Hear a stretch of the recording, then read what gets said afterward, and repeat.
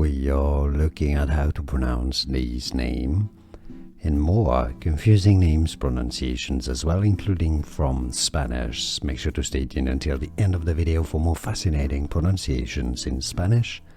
It is said as Pilar, Pilar, a stress on the second syllable, not Pilar, Pilar in English. Therefore, it's generally said as Pilar, Pilar.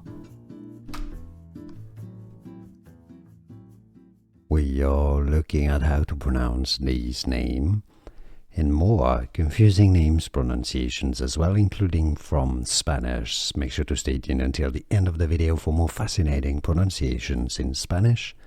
It is said as Pilar, Pilar, a stress on the second syllable, not Pilar, Pilar in English. Therefore, it's generally said as Pilar, Pilar.